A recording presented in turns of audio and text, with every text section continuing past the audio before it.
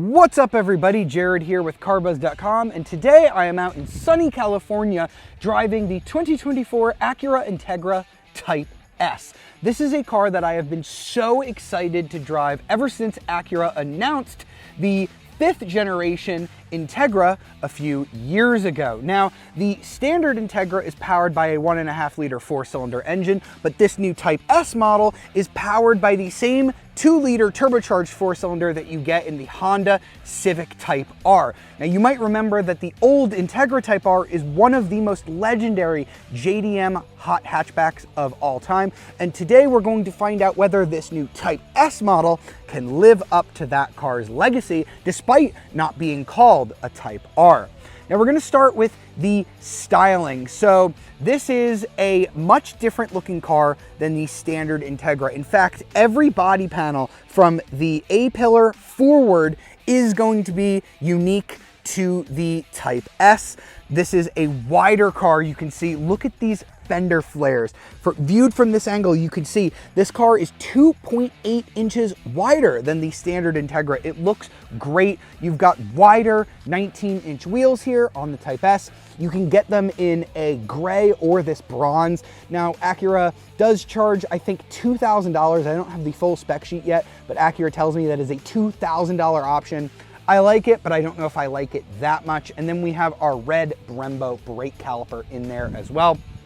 We've got a larger, different grille here on the Type S. This is very similar to what you're gonna get on the TLX Type S. I think it looks great. This chin is a little bit deeper than it is on the standard Integra, all to help cool that big turbocharged engine. We've got our Type S badge here, and we've got our Integra logo stamped into the bumper. Here and on the back of the car are the only two places where it actually has the Integra name. There's no Integra badge anywhere, which is kind of a unique look. And as you can see, we have an air vent here. This reminds me a lot of a Cadillac CTV Blackwing, which is definitely not a bad thing. I think this is a really good looking car. Now, before we check out the back end of this car, I just want to show you two of the available colors that we have too. This is platinum white. I think it looks really great, especially if you're willing to dish out $2,000 for the bronze wheels. It is a really cool look.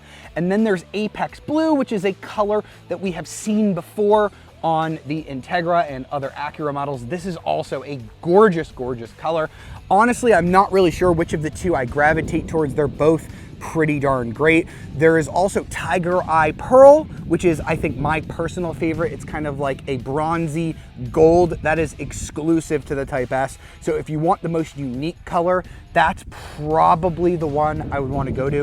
It is worth mentioning that these are like $600 premium options. I believe silver is the only no-cost option. Now let's go back to our original white car. We're going to look around the side. As I mentioned, I just love how that flared fender look makes this look. It's just so much wider than the standard Integra.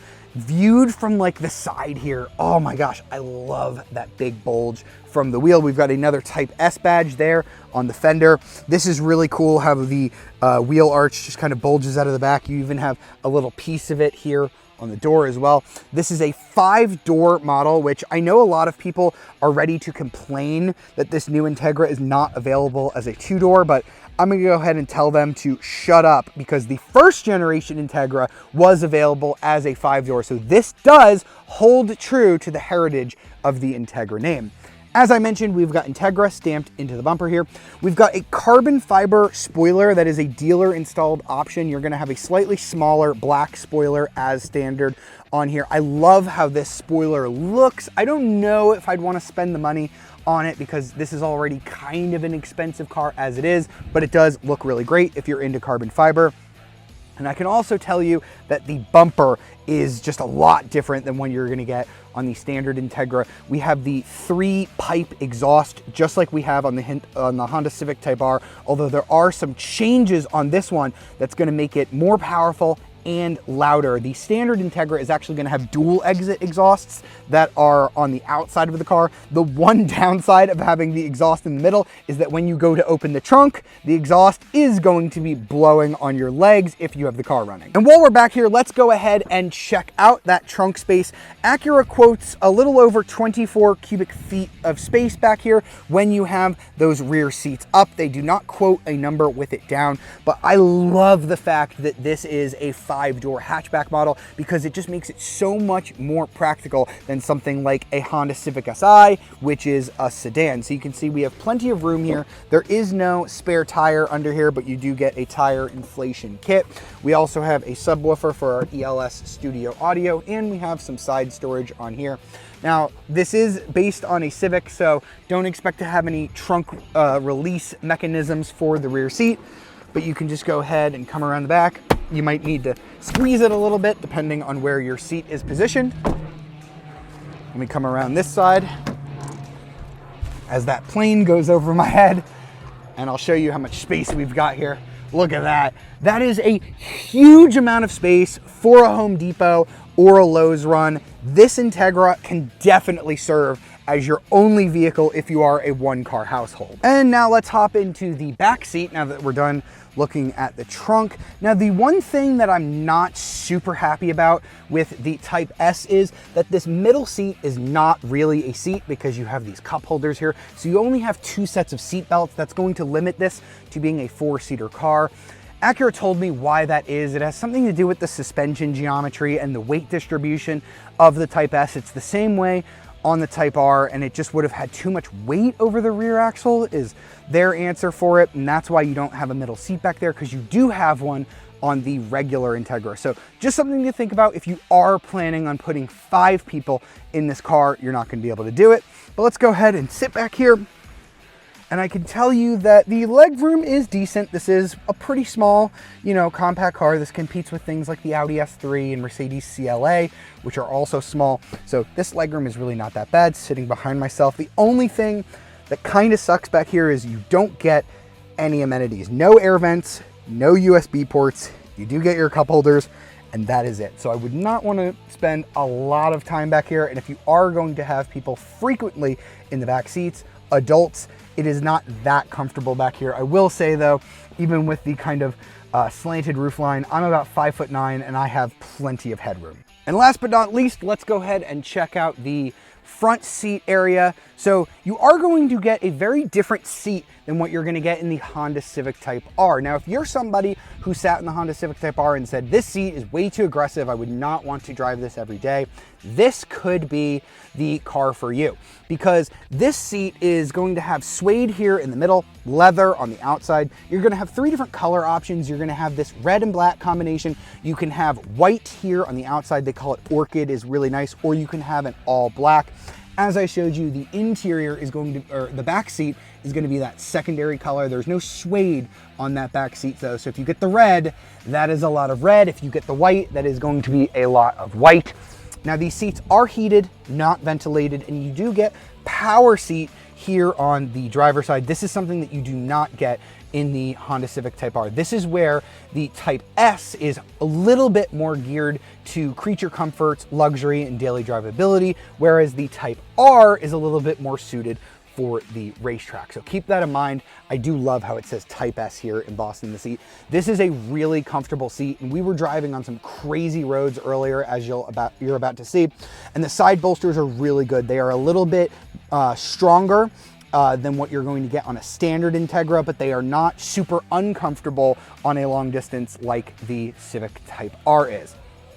Now let's go ahead and step on in, where we're going to see that a lot of this interior is shared with the Civic. This dashboard, almost identical to what you're going to get in a Civic Type R, but I will tell you a few areas where the Integra is going to stand out. So we do have a 10.2 inch, what Acura calls its precision cockpit, is the name of this digital gauge cluster here. So it's going to change depending on your drive modes. You can control those here right next to the shifter, the dynamic modes. So regular is just going to be a sort of gray, both sport and sport plus are going to be red, obviously, so you have individual, which is gray, and then you have blue, which is comfort. So you have your individual button here. You can configure different things about the car on here. So you can have engine, steering, suspension, and your gauge cluster. So you can adjust this. My personal way that I would do it is everything in Sport Plus, suspension in Comfort, but we'll talk a little bit more about why that is later. This is all the same as what you're gonna get on the Honda Civic Type R. However, this is the only way that the gauges can be shaped here on the Type S. You can't have a big, giant tachometer like you can in the Type R, and Acura says that's because, again, the Type R is just a little bit more track focused than this car. What you do get is a head-up display. You can have your speed, you can have your safety information, you can have your radio station or your navigation prompts. The thing that you can't have is your tachometer lights. I really wish that there would be like a shift light there. I'll mention that as I'm driving, but that is a very minor complaint of this car. As standard, you're gonna get this 9-inch infotainment system. Let me zoom out so you can see that a little bit better. I love that it has a physical volume knob and a forward and reverse button, a home button, and a back button. You get wireless Apple CarPlay and Android Auto out of this system. It's really good. I don't need to talk too much more about it. I love the air vents that are kind of hidden behind these grates. I think that is a great look. They're not red like they are on the Type R. This is a more mature car. We do get dual zone automatic climate control. As I mentioned, we have heated seats. You do have a wireless charging pad down here as well as a USB and a USB-C port. And we've got our 6-speed manual transmission. This is a fantastic gearbox, as we'll see when we get it out on the road. You have this kind of perforated leather around it. As an optional accessory, you can get a titanium shift knob that is supposed to look like the original Integra Type R. It is really, really cool. I might get that if you don't live in someplace hot like Florida. We do have the Type S logo here on the back as well. We've got an electronic parking brake, which I kind of wish it had a manual handbrake, but this does give you the brake hold function, which is really great. Makes it really easy to drive a stick shift a lot through traffic. And we also have, I've got to mention, the ELS Studio audio system. It is 16 speakers with 530 watts. This is a fantastic sound system. It's not the best ELS Studio. Obviously, the TLX and MDX have a slightly better system, but it is really nice, and it is better for playing audio than what you get in the Honda Civic Type R. Time for the main event. Let's get the Integra Type S out on the road, and let's first start talking about the drivetrain. So this is the 2-liter turbocharged VTEC 4-cylinder engine, the same one that you're going to get in the Honda Civic Type R. Now, it's not VTEC in the traditional sense, it's VTEC on the exhaust side, not on the valve timing side, so it's a little different than the old school meaning of VTEC, but Honda wanted to bring the name back, so it's back. We've got a little bit more power than what you get in the Honda Civic Type R though. 320 horsepower and 310 pound-feet of torque, so about 5 more horsepower than what you're gonna get in the Civic Type R. So if you go ahead and buy an Integra Type S, you will have a little bit of bragging rights over the person who bought the Type R. And the way that they got that extra power is very interesting. They've added, as I mentioned as we were doing the walk around, an active exhaust. So we still have the 3-pronged exhaust out there on the back, but unlike the Civic Type R, which has always kind of sounded like a vacuum cleaner, if I'm being honest, this Integra Type S sounds fantastic. Now, they've done that through multiple ways. So I think they've deleted one of the resonators towards the front of the exhaust, but they have also tuned the engine a little bit. So I don't know if you're going to be able to just slap this exhaust on your Type R and get the same result, because they've actually tuned the engine to do some cracks and pops, and it sounds fantastic.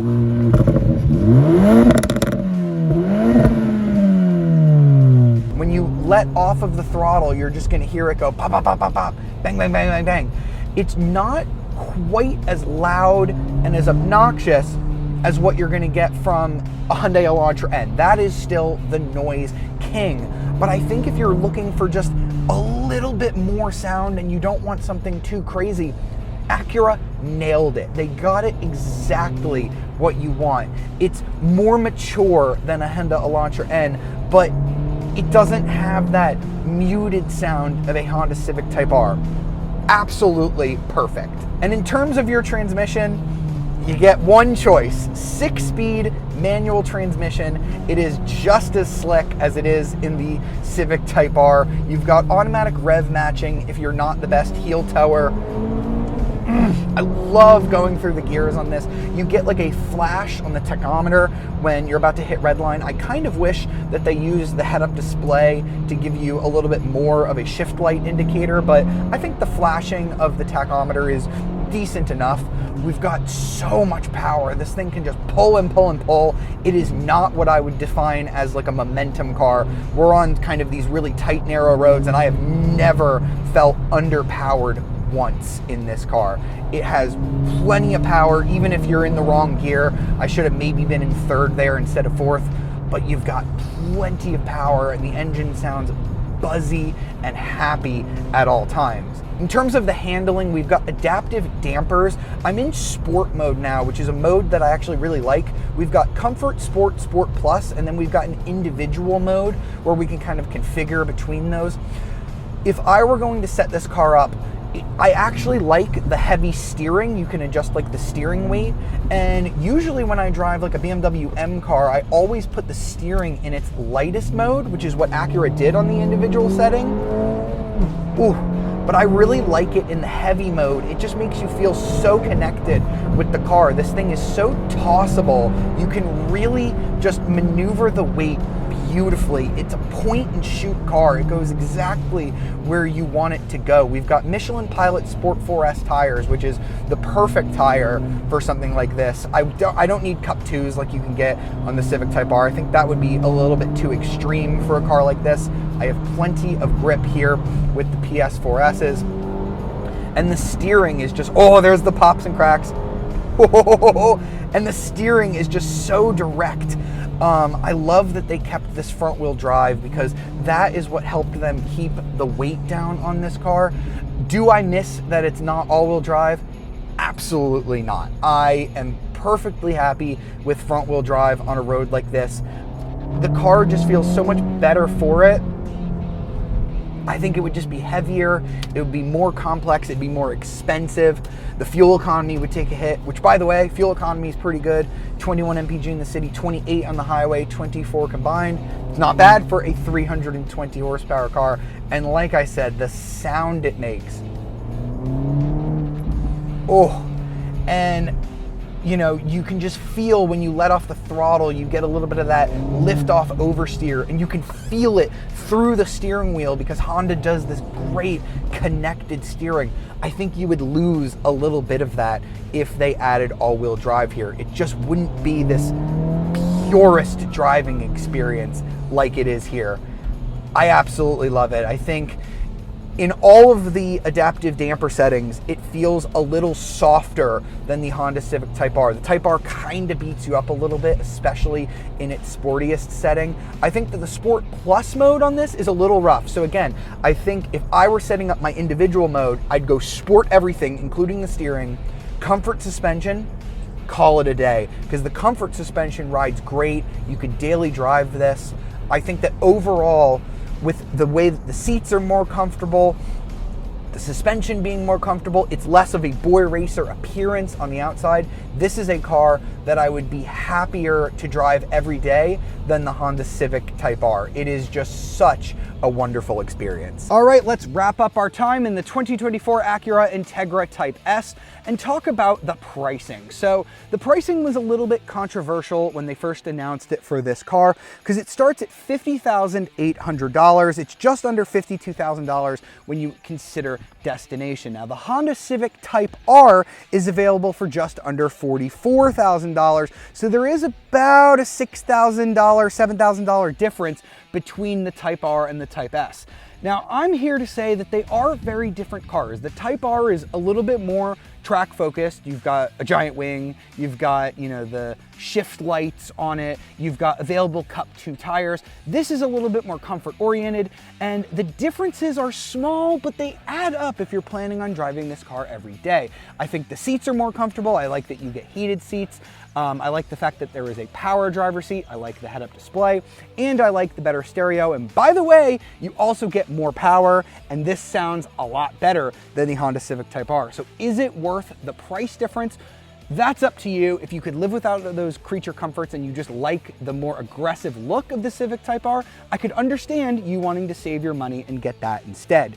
In terms of other luxury cars that you consider, there's really nothing else quite like the Integra Type S. Your closest options are going to be the Audi S3 and the BMW M235i. I really hate that BMW. I guess you can also get the Mercedes CLA 35 as well. All of those are available with automatic or dual clutch transmission. They're all-wheel drive. They are not front-wheel drive like this, and none of them offer the hatchback practicality or the manual transmission of the Type S. So if you're looking for the purest driving experience, this is definitely it. I would consider it over the Audi, over the BMW, and over the Mercedes if that's what you're looking at. And if you want a car that's more comfortable and more mature to drive every day, I would actually buy it over the Honda Civic Type R personally. So much so that I think I'm actually gonna go and spend my actual money on this. Probably not this year because I'm getting a house, but I think I see an Acura Integra Type S in my future. I really hope you've enjoyed this first drive of the Acura Integra Type S. For more videos like it, be sure to like, subscribe, and ring that notification bell to be alerted of our latest videos. And if you want to read my full review of the 2024 Integra Type S, be sure to check out carbuzz.com. I'll see you next time.